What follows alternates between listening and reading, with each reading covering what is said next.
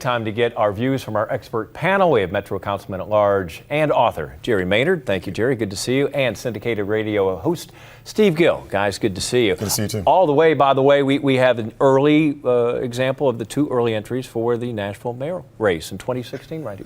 You're going to buy a condo downtown so you can have a residency.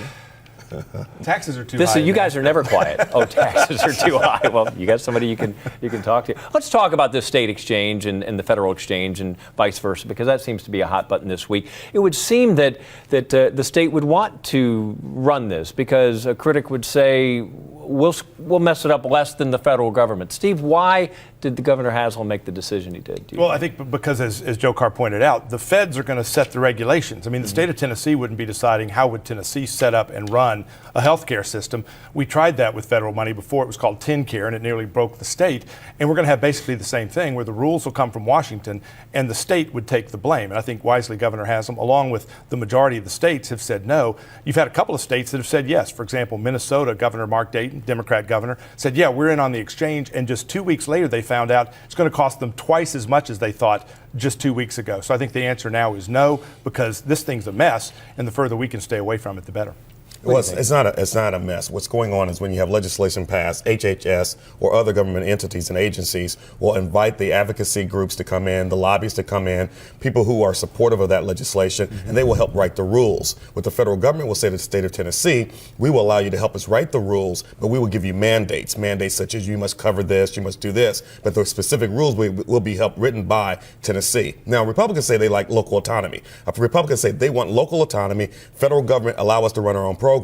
And yet, when it comes to poor people, when it comes to Medicaid, when it comes to helping people who cannot help themselves, all of a sudden Republicans are saying, we don't want that. So now the federal government is going to run our own medical insurance exchange. Now, what that is private insurance companies will be competing to provide insurance coverage to individuals here in Tennessee. This is not some federal run program. These are individual private insurance companies that will have an exchange in the private market, free market, which Republicans says they like. Yet in this situation, because it's Obama, it's President Obama, Governor Haslam said no. Well, the problem, though, is that when you're being told what you have to do, how you have to do it, there's no freedom in it, there's no free market in it. For example, under the Obamacare exchanges, we're going to be told that if you do not comply with the law, if you don't provide the kind of insurance that the federal government mandates, then you've got to pay a fine, this $2,000 fine. If you try to provide health insurance and it's just not the kind the Obama administration likes, the fine bumps up to $3,000. That is not imposed if you have the federal mandate. If you have the state exchange, it gets put upon you. So there would be no reason for Tennessee to embrace the fines, the penalties that make no sense, which are one of the worst things in Obamacare.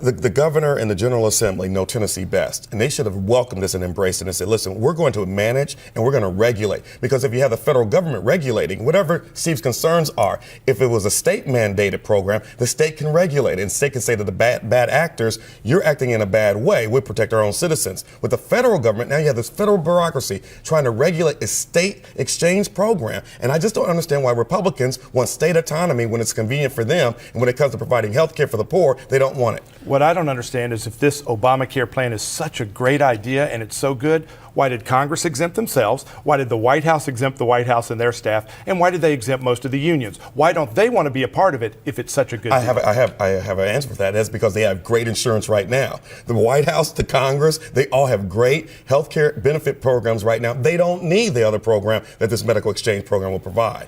90% of America has health insurance. We didn't need to break it for the rest of us and exempt Congress and exempt the White House. While most Americans have health insurance, only a small portion of America doesn't, and we've broken the whole system. 55 million people do not have health insurance, and millions of others are underinsured. I'm in the healthcare profession. I've been in there since 1993. Let me tell you something. I deal with the poor every day in my community as a pastor. There's so many people who are dying who do not have high quality of life because they do not have insurance and access to health care. The only access they have is emergency rooms. And so what we have to do is we have to provide insurance for those people. There are 216,000 people in Tennessee that will get insurance once Obamacare takes effect in 2014. I want to deal with what Governor Haslam said, is that there are too many rules and regulations we don't know about. The program does not take place until 2014. You're telling me as smart as you are and as rich as you are, you can't figure out how to work this program in a year and a half? It doesn't take effect until 2014. Which raises a good point. Why does it not go into effect, Jerry? They passed it without reading it. They passed it without knowing what was in it. You now have 18 U.S. senators who are saying saying we want to do away with the medical device tax that they voted for. Why did they rush it and pass it without knowing what was in it and then delay it to going into effect until after the election? They do this all the time. Anytime you pass legislation, you go back and you revise it. You know that, Steve. We see it every day. Then why was it a rush to pass it? It wasn't a rush to pass it. They didn't even read it. We did not rush to pass it. I wish we would have rushed to pass it. I wish Obama had slammed it down their throat earlier in his first year of his first term. Instead, they deliberated and allowed the Tea Party to form to demonize it. Had we not allowed the Republicans to do that, Obama would have won by 5 or 6 points as opposed to the 3.5 points he won by. They passed it in 6 months without a single Republican vote, and they had to rush it in while they had a supermajority in the Senate. I don't know how much longer they could have delayed it. They jammed it down the throats without any Republicans and with the majority of America against it. In fact, a majority of Americans are still against it. Brown won. We did not have 60. So we didn't have a supermajority in the Senate. Brown had won until Kennedy died. So we didn't rush it, and we didn't have a supermajority. We had to get support from a Republican to pass it, and we did. Okay. Wait. Brown won promising to do away with Obamacare. How was it not in if he ran on that issue? No, we did not pass it until Brown was elected. He didn't vote for it. You wouldn't. He did not. You're right. He did not vote for it. Okay. There is no. This is going to be an awkward segue, but let's talk about the fairgrounds. Okay. Let's talk about the fairgrounds because there's an. And we're going to talk about this in the show. And Obama shouldn't have anything to do with it. But what's going to happen? People are wondering what's going to happen with that because now there's the latest plan, and we'll talk about it in a little bit.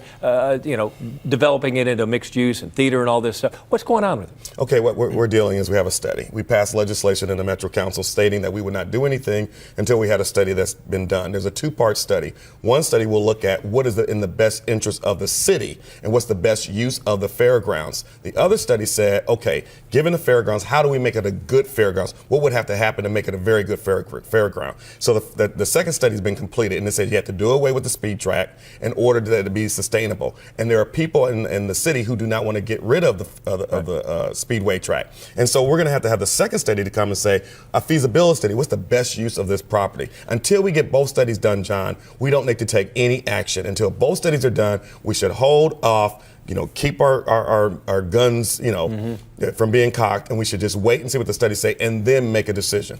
I think the bottom line is we've got to figure out what is the best use of the property, as Jerry points out, but then make sure it's not just the best use for the privileged few, not just the best use for those who want to stop development. What can we do that might actually create jobs, create some economic prosperity in Nashville for the broader community, not either just isolate it or benefit those who put money in the right place? Steve and I agree on that one.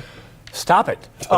Baseball stadium. There seems to be, the silence is deafening, and I know you'd like St. Sulphur-Dell, but this seems to be kind of a target. Does anything get any traction on this before Mayor Dean leaves office? Yes. The answer is yes. We want to have a baseball stadium. We want to have it at Sulphur-Dell because it's the birthplace of baseball. You can start immediately building that baseball stadium right now on the property between 4th and 5th next to the river. If you go to the East Bank, you got to worry about what's there, what's underground, the toxic stuff that's there, all the oil, all the gasoline. It will take years to do a study. It will take years to clean the mess up. Whereas at Sulphur-Dell, you can begin building right now. You can create jobs day one. It's a shovel-ready project that we can get going. I believe it should be done right now. Again, I think you've got to look at what big bang are you getting from your bucks. We just put $66 million into the pockets of HCA to build a couple of office towers. I think there are a lot of other developers that would love to have public money building their office towers. Are we going to get a big enough bang from that buck? Will the baseball stadium provide a big enough buck?